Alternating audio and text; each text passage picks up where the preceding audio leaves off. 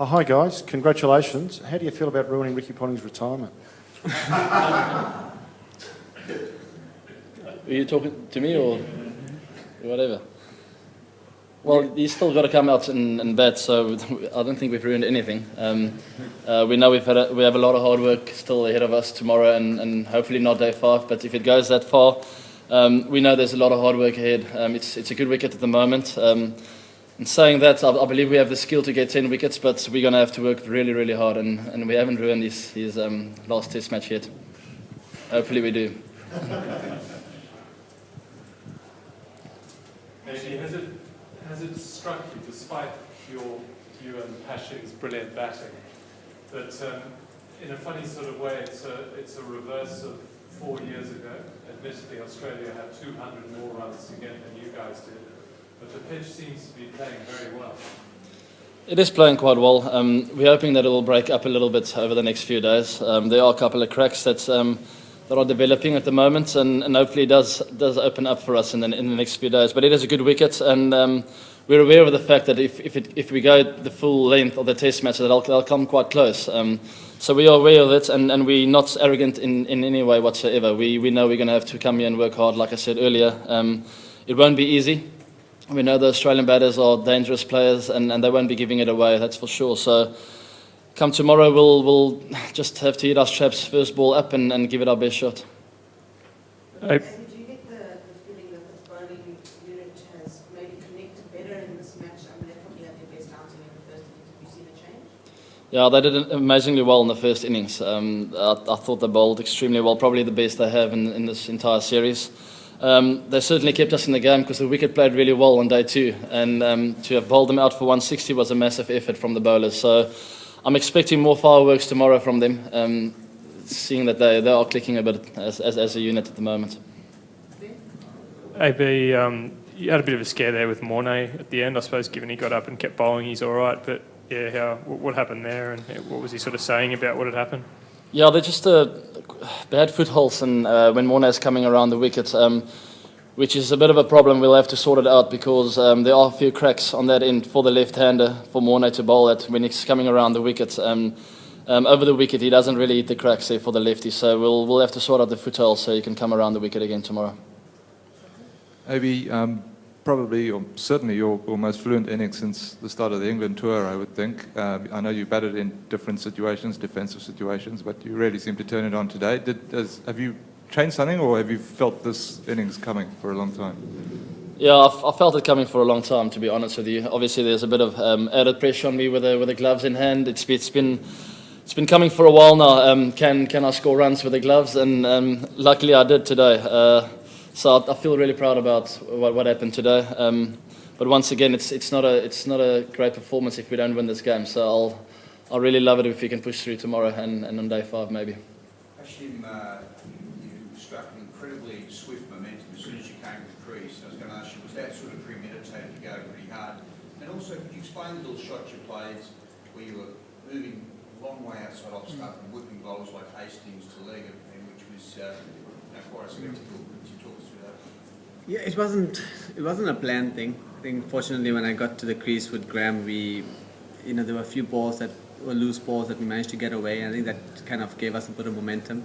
And we just kind of felt, since we're feeling good, we're just going to keep going with it. And we managed to manipulate the field a bit. I mean, wherever there's gaps, you try to hit the ball. So that's why I kind of go across a few one-day shots, coming in. So it was just as simple as that, really. Are you surprised more blokes don't do that? Because it really has an unsettling effect if you pull it off. And I suppose you're not going to get out of WA doing it.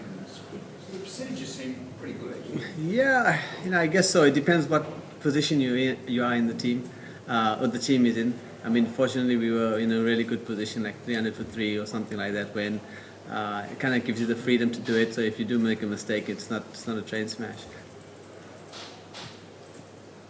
Hashim, you surprised how quickly this game's turned around from where it was, bowled out for 225 in the first innings? Well, I think, having been bowled out as you have a 220 odd, we kind of knew that the game was going to speed up. And unfortunately, as AB alluded to, we managed to pull the game back and the bowlers did really well. And once that happens, you know the game's going to go move quickly. And fortunately, we scored at a very good rate. I mean, AB's knock was amazing at how he just kept the momentum, you know, in our partnership and even after I had gotten out. So the game's always going to move forward quickly, and as you know, we hope tomorrow's a good day for us to, you know, to get quite a few wickets. Actually, you batted on with Jacques Callis and you guys have got the record of the most successful South African partnership. What do you find are the difference in batting with Jacques and you batting with someone like an AB? Yeah, you know, Jacques got a hamstring problem, so there weren't too many quick singles. We tried a quick three and he pulled up short, and then he kind of got the message that, you know, maybe not too many of those. So it's a bit of a difference.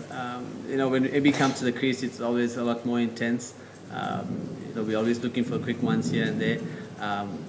But with Jacques and I probably have a very similar tempo. We like to walk our singles if we hit the sweepers.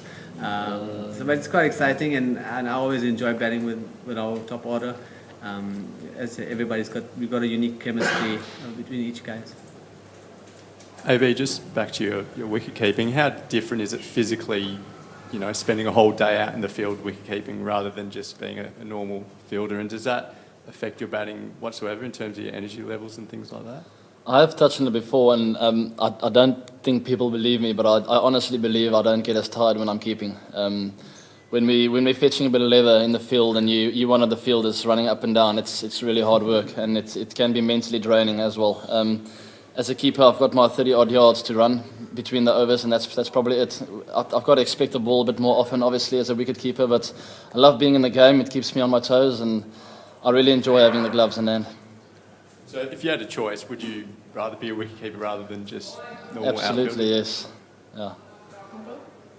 Ash, I sometimes thought in your innings that you were probably most at risk in terms of running between the wickets. It's nice to see that your relationship with AB has survived the first innings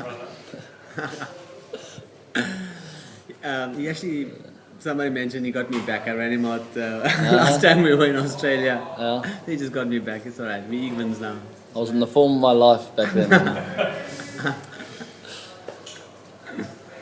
What's with the hat-trick of reverse sweeps to get to 50? Were you planning that, or was it just the way it turned out? It just happened that way. While he's running in, I just decided that just got to go again, because Clarkie didn't move there. He kept the same field. He pretty much bowled the same line. I just felt it was an easy boundary option at the time. Easy for me to get rid of the nervous 90s, and you know, I didn't give myself the opportunity to think too much, which is a good thing.